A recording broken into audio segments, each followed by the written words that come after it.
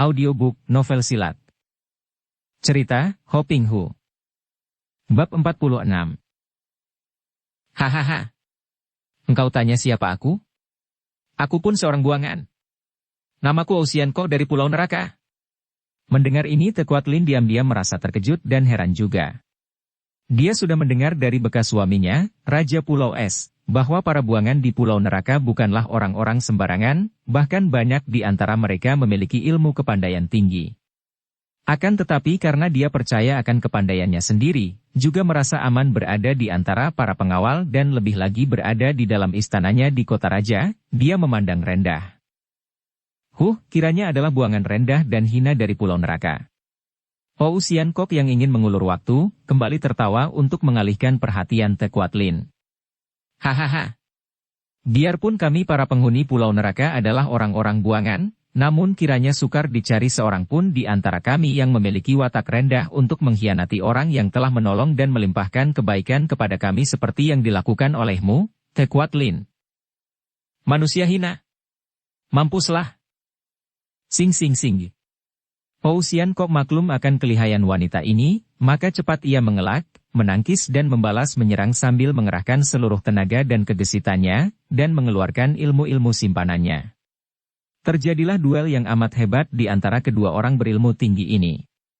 Melihat betapa Ocean Kok yang memang seperti direncanakan harus menghadapi Tekuat Lin lihai, Liu Bue cepat memutar pedangnya dan menghadapi pengeroyokan belasan orang pengawal itu.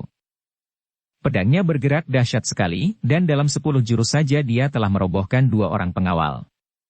Yang lain tetap mengepungnya karena tidak ada seorang pun di antara mereka yang berani membantu Tekuat Lin. Melihat betapa bayangan wanita itu dan bayangan lawannya lenyap menjadi satu digulung oleh sinar pedang mereka. Mulai cemas rasa hati Tekuat Lin ketika mendapatkan kenyataan bahwa Ocean Kok merupakan lawan yang berat dan seimbang dengannya. Sedangkan para rekannya itu biarpun berjumlah banyak, ternyata tidak mampu mengimbangi amukan Liu Bue sehingga berturut-turut roboh pula beberapa orang di antara mereka. Cari bantuan dari benteng. Terpaksa Tekuat Lin berteriak keras dan mendengar ini, seorang di antara para pengawal itu segera lari keluar untuk minta bala bantuan. Melihat gelagat yang berbahaya ini, Ocean Kok menjadi khawatir juga. Mengapa Swat Hong belum juga kembali? Lekas robohkan mereka dan bantu aku mengalahkan dia ini. Katanya kepada Liu Bue ketika melihat betapa Liu Bue tidak begitu sukar untuk mendesak para pengeroyoknya. Liu Bue maklum pula akan kelihayan Tekuat Lin dan tahulah dia bahwa betapapun lihainya Ocean Kok, menghadapi wanita itu amat sukar untuk mencapai kemenangan. Maka dia memutar pedangnya makin cepat, merobohkan lagi 3 orang. Pada saat itu, berkelebat bayangan yang desit dan tampaklah Swat Hong yang membawa sebatang pedang dan di punggungnya tampak sebuah buntalan kain sutera merah. Ibu, aku berhasil, teriakan sambil menerjang maju merobohkan 2 orang pengeroyok ibunya. Melihat ini, Tekuat Lin menjadi marah sekali. Maklumlah dia bahwa dia kena diakali dan dia dapat menduga apa isi buntalan sutera merah itu, sutera merah yang amat dikenalnya. Pusaka-pusaka Pulau Es telah berada di tangan Swat Hong. Berdebah. Kembalikan pusaka-pusaka itu, bentaknya dan tubuhnya secara tiba-tiba sekali mencelat ke arah Swat Hong, pedangnya menusuk tenggorokan tangan kirinya meraih ke arah punggung. Terang. Liu Bue yang menangkis pedang Tekuat Lin, terhuyung dan hampir roboh. Seorang pengawal menubruknya akan tetapi pengawal itu terlempar dengan dada pecah karena ditendang oleh Liu Bue, sedangkan Swat Hong sudah dapat menangkis pedang Tekuat Lin yang kembali menyerangnya. Ocean Kok sudah meloncat pula dan menerjang Tekuat Lin sehingga kembali mereka bertanding dengan hebat. Hong Ji, kau selamatkan dulu pusaka-pusaka itu, tiba-tiba Liu Bue berteriak kepada puterinya. Kita akan cepat menyusul pergi, kata pula Ocean Kok kepada Swat Hong. Swat Hong yang melihat bahwa jumlah pengawal hanya tinggal 5 orang dan mereka bukanlah lawan berat bagi ibunya, sedangkan Ocean Kok juga dapat menahan Kuat Lin, mengangguk dan sekali berkelebat dia meloncat keluar. Tahan dia. Jangan larikan pusaka Pulau Es. Kuat Lin berteriak marah akan tetapi dia tidak dapat mengejar karena sinar pedang Ocean Kok menghalanginya dengan serangan-serangan dahsyat. Terpaksa dia mengerahkan tenaganya untuk mendesak Ocean Kok dan dalam kemarahan yang amat hebat ini tenaga Tekuat Lin bertambah sehingga Ocean Kok berseru kaget dan mundur karena pundak kirinya berdarah, terluka sedikit kena diserempet sinar pedang kemerahan. Ketika Suat Hong berlari cepat sekali keluar, dia terkejut setengah mati melihat sepasukan pengawal berbondong datang memasuki istana itu dari pintu luar, bersenjata lengkap, dipimpin sendiri oleh Ouyang Cincu. Bingunglah dia.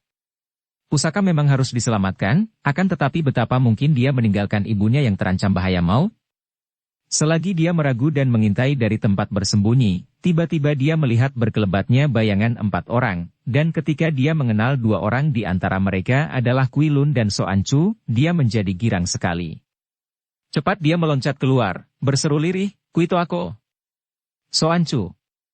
Soan Chu dan Kui Lun terkejut dan berhenti, juga Swinyo dan Liam Toan Ki yang datang bersama mereka. Ketika melihat bahwa orang yang muncul dari balik pohon di luar istana itu adalah Suat Hong, Kui Lun menjadi girang sekali, akan tetapi Soan Chu cemberut. Bagaimana hatinya dapat merasa girang bertemu dengan darah yang menimbulkan iri di hatinya dahulu itu?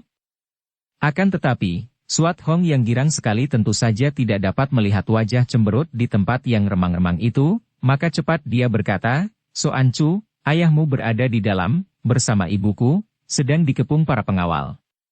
Seketika pucat wajah Soan Chu dan dia memandang bengong, sampai lama baru dapat berkata gagap, "Ayah. Ku. Benar. Kita harus membantunya," kata lagi Suat Hong. "Kalau begitu tunggu apa lagi? Mari kita membantu orang tua kalian." Kui Lun berkata. "Nanti dulu.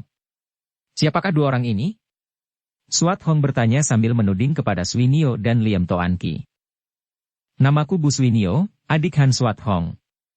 Aku sudah mendengar namamu dari kedua saudara ini dan aku merasa kagum sekali. Ketahuilah bahwa aku dahulu adalah murid Tekuat Lin, akan tetapi sekarang aku hendak mencari dan membunuhnya." Swinyo berkata penuh semangat. "Dan aku tadinya mata-mata Jenderal An Lusan, akan tetapi aku berjuang bukan untuk mencari pangkat, melainkan untuk membalas dendam. Sekarang aku hendak membantu dia. Tunanganku ini untuk menghadapi Tekuat Lin." Tiba-tiba Suat Hong bergerak maju, kedua tangannya bergerak cepat sekali, yang kanan menyerang ke arah leher Liam Toan Ki, sedangkan yang kiri menotok ke arah dada Swinyo. Hait! Toan Ki dan Swinyo yang terkejut sekali cepat mengelak, namun tetap saja mereka terhuyung dan hampir jatuh terdorong sambaran kedua tangan Suat Hong. Apa yang kau lakukan itu?" Kui Lun dan Soan Chu menegur heran dan juga marah. "Aku hanya menguji mereka. Maafkan aku, Enci Swinyo dan Liam Toako. Melihat tingkat kepandaian kalian, lebih baik kalian tidak ikut masuk. Musuh amat kuat, dan ada tugas yang lebih penting lagi bagi kalian, kalau benar kalian suka membantu kami dari Pulau Es." Swinyo dan Toan Ki yang tadinya terkejut dan marah, menjadi lega bahwa kiranya gadis yang amat lihai itu hanya menguji mereka. Biarpun ucapan itu merendahkan tingkat kepandaian mereka, namun harus mereka akui bahwa ilmu kepandaian mereka masih jauh kalau dibandingkan dengan Kui Lun, Soan Chu, apalagi Suat Hong ini. "Kami berdua siap membantu," Toan Ki berkata, hampir berbareng dengan Swinyo. Tanpa ragu-ragu lagi karena mengkhawatirkan keadaan ibunya, Suat Hong melepaskan ikatan buntalan dari punggungnya, menyerahkannya kepada Toan Ki. Dia lebih percaya kepada Toan Ki daripada kepada Swinyo. Hal ini karena tadi dia mendengar bahwa Swinyo adalah bekas murid Tekuat Lin. "Inilah pusaka kami dari Pulau Es yang seharusnya kuselamatkan. Akan tetapi karena ibuku dan ayah Soan Chu terkurung di dalam, aku harus membantu mereka dan kuharap kalian suka menyelamatkan pusaka-pusaka ini jauh dari kota raja. Kelak, kita dapat saling bertemu di puncak awan merah di tempat kediaman Titok Siang Koan Hou, di pegunungan Tai Hang San. Nah, kalian pergilah cepat." Liam Toan Ki menerima bungkusan itu dengan hati kaget bukan main, juga Swinyo terkejut dan cepat dia menyambar tangan kekasihnya. "Mari kita segera pergi." Kedua orang muda itu menyelinap lenyap di dalam kegelapan malam. "Hayo kita bantu ibu dan ayahmu," kata Suat Hong kepada Soan Chu. Soan Chu mengangguk karena merasa lehernya seperti dicekik oleh sedu sedan yang naik dari dalam dadanya. Ayahnya. Dia akan bertemu dengan ayah kandungnya yang selama hidupnya belum pernah dia lihat itu. Bertemu dalam keadaan terancam bahaya maut. Tampak 3 bayangan berkelebat ketika Soan Chu, Suat Hong, dan Kui Lun menyerbu ke dalam istana itu. Ketika mereka tiba di dalam, ternyata Liu Bue dan Ou Xian Kok telah dikepung ketat dan kini pertempuran telah berpindah ke ruang luar yang lebih lega. Agaknya, agar dapat melakukan perlawanan dengan leluasa dan mendapat kesempatan untuk meloloskan diri, Liu Bue dan Ou Xian Kok telah pindah keluar dari ruangan dalam yang sempit. Dan kini, dengan saling membelakangi, kedua orang itu mengamuk dengan hebat, dikepung ketat oleh para pengawal istana. Sedangkan Tekuat Lin dan Ouyang Chinchu menonton di pinggir. Ketika Suat Hong dan dua orang kawannya masuk, mereka melihat Kuat Lin berlari pergi ke dalam istananya. Suat Hong maklum bahwa wanita itu tentulah hendak memeriksa simpanan pusakanya, maka dia lalu menyentuh tangan Soan Chu yang sedang bengong memandang kepada laki-laki setengah tua yang mengamuk dengan gagahnya itu, dengan mata merah hampir menangis. Soan Chu sadar dan menengok. "Kita kejar dia. Dialah yang paling jahat dan berbahaya." Soan Chu mengangguk dan kedua orang gadis berkelebat pergi mengejar Kuat Lin. Kui Lun sendiri lalu berteriak keras dan meloncat ke depan, menyerbu para pengeroyok. Sepak terjang pemuda tinggi besar ini memang hebat, tenaganya yang amat kuat itu membuat dia sekali turun tangan merobohkan 4 orang pengeroyok. Tentu saja kepungan menjadi buyar dan kacau. Dan ketika mereka membalik untuk mengeroyok Kui Lun, pemuda yang lihai ini lalu merubah tenaga dahsyat tadi dengan pukulan-pukulan Bian Sin Kun, pukulan kapas yang kelihatannya lemah dan lunak namun setiap kali menyentuh tubuh para pengeroyok tentu membuat dia terguling. "Jiwilo Ciampue, saya adalah Kui Lun, sahabat baik dari Nona Suat Hong dan Nona Soan Chu. Mereka sedang mengejar si iblis betina," teriak Kui Lun dengan suara nyaring. Liu Bue dan Ou Xian Kok terkejut dan girang sekali, terutama Ou Xian Kok yang mendengar bahwa putrinya juga datang. Akan tetapi, malang baginya. Karena dia terlampau girang hendak melihat wajah putrinya, dia menoleh ke sana kemari mencari-cari. "Pou Toako, awas!" Tiba-tiba Liu Bue berteriak dan wanita ini berusaha untuk menangkis sinar biru dari pedang Ouyang Chinchu. Trang! Ai! Liu Bue terlambat dan bergulingan untuk menyelamatkan diri, sedangkan Ou Xian Kok terjungkal karena tamparan tangan kiri Ouyang Chinchu mengenai punggungnya. Plak! Auk! Ou Xian Kok muntahkan darah segar dari mulutnya. Curang! Kui Lun membentak dan kipas di tangan kiri serta pedang di tangan kanannya menyambar ganas. Namun, dia terlalu lunak bagi Ouyang Chinchu dan sekali tangkis kipas itu robek dan pedangnya hampir terpental. Hait! Ou Xian Kok yang marah sekali menerjang maju dengan tangan terbuka. Melihat serangan ganas ini, Ouyang Chinchu terkejut dan cepat dia meloncat mundur. Sebelum dia didesak oleh 3 orang lawan itu, para pengawal sudah mengepung lagi dan kini mereka bertiga dikeroyok dan dihujani senjata oleh puluhan orang pengawal. "Tuako! Kau! Terluka!" Sambil mengamuk dengan pedangnya, Liu Bue bertanya. "Tidak apa. Mati pun aku rela. Pusaka telah diselamatkan," kata Ou Xian Kok. Tapi anakku." Dia tidak dapat melanjutkan kata-katanya karena harus menghadapi pengeroyokan banyak pengawal. Sementara itu di dalam istana juga terjadi pertempuran yang mati-matian dan hebat sekali. Tekuat Lin yang melihat datangnya bala bantuan yang dipimpin sendiri oleh Ouyang Chinchu, setelah melihat bahwa 2 orang pengacau itu terkepung ketat, lalu teringat akan pusaka yang tadi dibawa Suat Hong. Dia teringat pula akan putranya yang sudah tidur di kamarnya, maka cepat dia meninggalkan tempat pertempuran untuk memeriksa pusaka dan putranya. Dilihatnya Buong masih tidur nyenyak dan terjaga, maka dia cepat lari ke dalam kamarnya sendiri. Seperti telah diduganya, para penjaga sebanyak 5 orang yang berada di kamarnya tewas semua dan keadaan kamarnya rusak dan kacau. Sekali saja melihat ke arah peti hitam yang terbuka di depan tempat tidurnya, tahulah dia bahwa semua pusaka telah dirampas oleh Suat Hong, seperti yang dikhawatirkannya. "Mencari apa, wanita iblis? Pusaka Pulau Es telah aman." Tekuat Lin cepat menengok dan melihat Suat Hong telah berdiri di ambang pintu bersama seorang gadis lain yang tak dikenalnya. Kemarahan seperti api membakar dadanya melihat darah ini. Sambil mengeluarkan jerit melengking nyaring, dia lalu menerjang dan menggerakkan pedang merahnya. Cering-terang. Pedang Suat Hong disusul pedang Coakut Kiam di tangan Soan Chu menangkis dan kedua orang darah itu meloncat ke belakang, ke tempat yang lebih lega. Dengan kemarahan meluap-luap Tekuat Lin meloncat keluar dan melanjutkan serangannya. Akan tetapi, setelah bergerak belasan jurus, wanita ini terkejut dan merasa menyesal mengapa dia menuruti kemarahan hatinya. Dia berada dalam bahaya.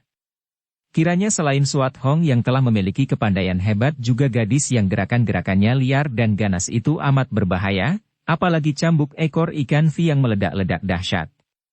Sebentar saja dia tertekan dan terdesak. Beberapa kali dia berusaha untuk meloloskan diri, akan tetapi sambil mengejek Suat Hong selalu menutup jalan keluar dan dia terus digulung oleh sinar dua orang gadis lihai itu. Tekuat Lin menjadi nekat. Sambil menggigit bibirnya dia menyerang dahsyat kepada Suat Hong, mencurahkan daya serangannya kepada anak tiri yang dibencinya ini. Menghadapi terjangan dahsyat yang bertubi-tubi itu, Suat Hong mundur-mundur juga. Akan tetapi kesempatan baik ini dipergunakan oleh Xian Chu untuk menyerang dari belakang. Cambuk ekor ikan V meledak dua kali mengancam ubun-ubun kepala Tekuat Lin, dan ketika wanita ini mengelak ke samping sambil melanjutkan serangan pedangnya kepada Suat Hong, Xian Chu menusukkan pedangnya mengah lambung Kuat Lin. Sing! Cerat! Ai! Kuat Lin terkejut karena biarpun dia telah mengelak, tetap saja pedang Cho Akut Kiam, pedang tulang ular, itu melukai lambungnya, merobek kulit dan mendatangkan rasa nyeri dan panas dan perih sekali.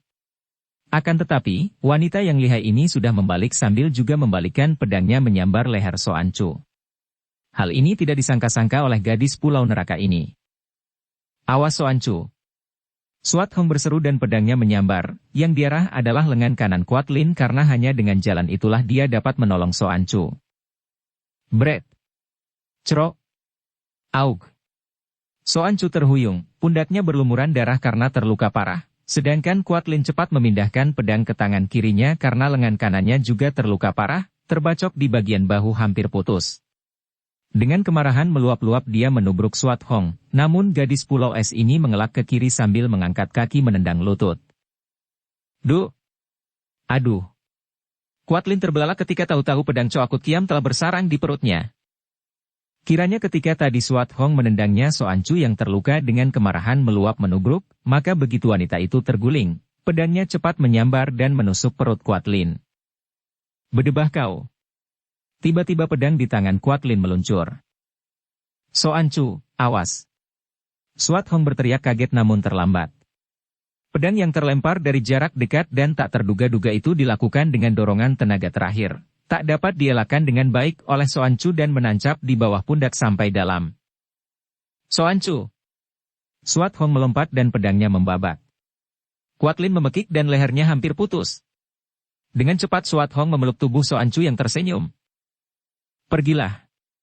Aku tak berguna lagi, katanya. Omong kosong. Suat Hong menghardik, mencabut pedang Ambue Kiam dari pundak Xian Chu. Xian Chu menjerit dan pingsan.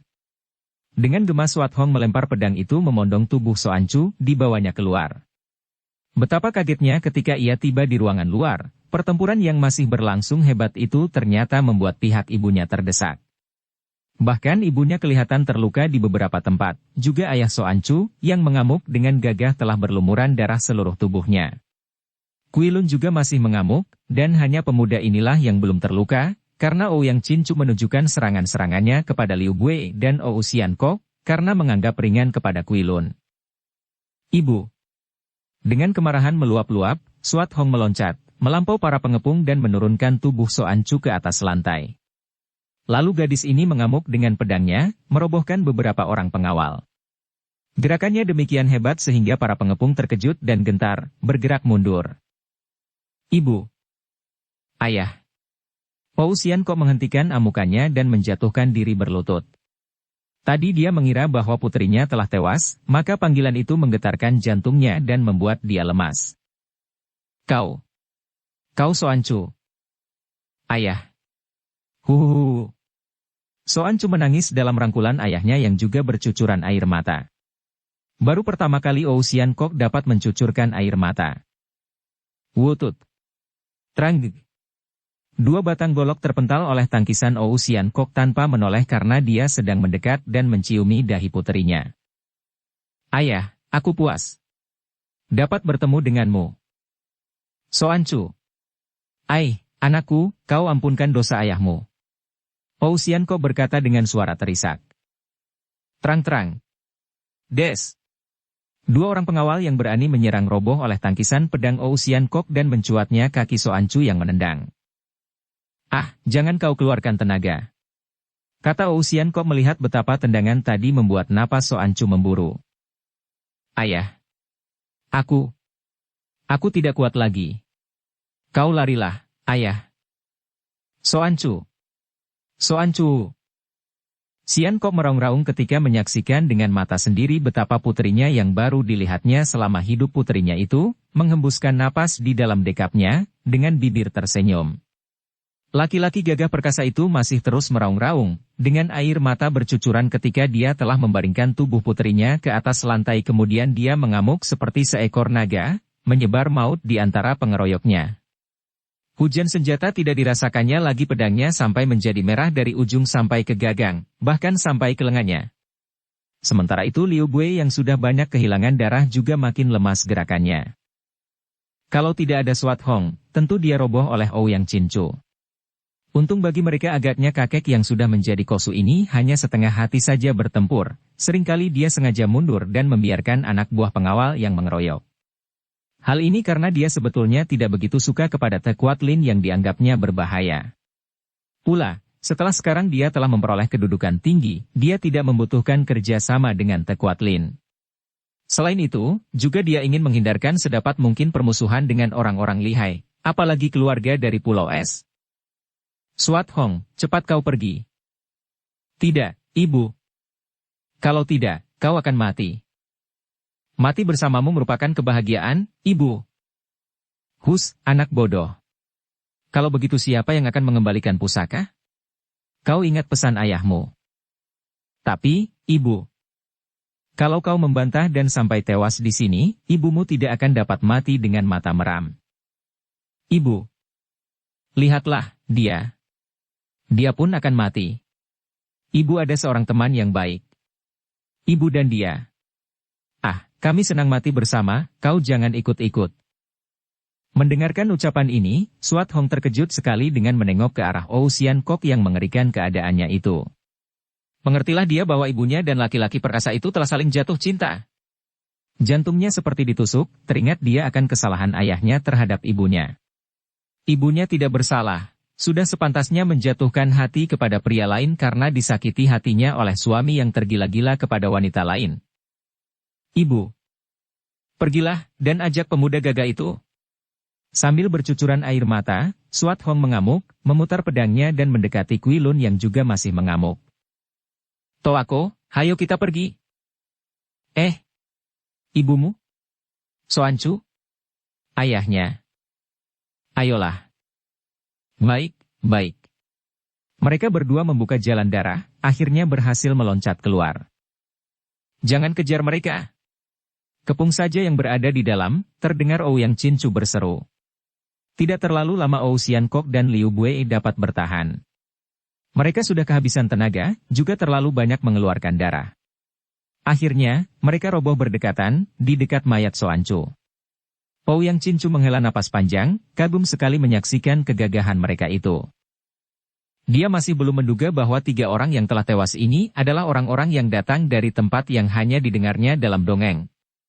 Wanita cantik setengah tua itu adalah bekas permaisuri Raja Pulau Es, sedangkan laki-laki perkasa dan darah jelita itu adalah ayah dan anak dari Pulau Neraka, bahkan merupakan tokoh pimpinan. Dia menghela napas pula ketika melihat bahwa Te Kuat Lin juga tewas dalam keadaan mengerikan. Diam-diam dia merasa lega, karena dia maklum betapa di lubuk hati wanita ini tersembunyi cita-cita yang amat hebat, yang kelak mungkin membahayakan kedudukan kaisar, dan kedudukannya sendiri. Setelah membuat laporan kepada kaisar baru, yaitu An Lushan, tentang kematian Te Kuat Lin bekas jenderal ini hanya menarik napas panjang. Sayang sekali, dia merupakan tenaga yang berguna. Kemudian mengelus jenggotnya dan berkata, kalau begitu bagaimana dengan putranya? Menurut pendapat hamba, putranya itu masih berdarah Raja Pulau Es yang kabarnya masih mempunyai hubungan keluarga dengan kerajaan lama. Maka kalau dia dibiarkan saja menjadi pangeran di sini, kelak kalau sudah dewasa tentu akan merupakan bahaya. An Lushan mengangguk-angguk. Habis bagaimana pendapatmu? Koksu yang merupakan penasehat utama itu mengerutkan alisnya yang bercampur uban, lalu berkata, mereka itu datang dari rawa bangkai, biarlah dia hamba bawa kembali ke sana, diberi kedudukan sebagai penguasa di rawa bangkai dan daerahnya.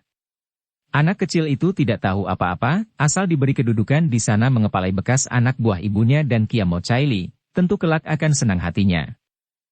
Baiklah, urusan ini kuserahkan kepadamu untuk dibereskan. Demikianlah, setelah penguburan jenazah ibunya selesai, Han Buong yang masih kecil itu menurut saja ketika oleh Ouyang Cincu diberitahu bahwa dia oleh kaisar, diangkat menjadi raja muda yang berkuasa di rawa bangkai, di mana telah dibangun sebuah gedung mewah lengkap dengan semua pelayan dan perabot. Di tempat ini, Han Buong hidup cukup mewah. Akan tetapi anak ini memang mempunyai kecerdikan yang luar biasa.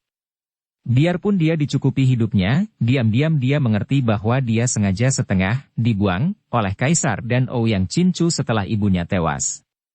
Maka dia mencatat di dalam hatinya bahwa selain Swat Hong dan Kuilun yang menjadi musuh besarnya, juga Ouyang Cincu sebetulnya bukanlah seorang sahabat yang setia dari ibunya.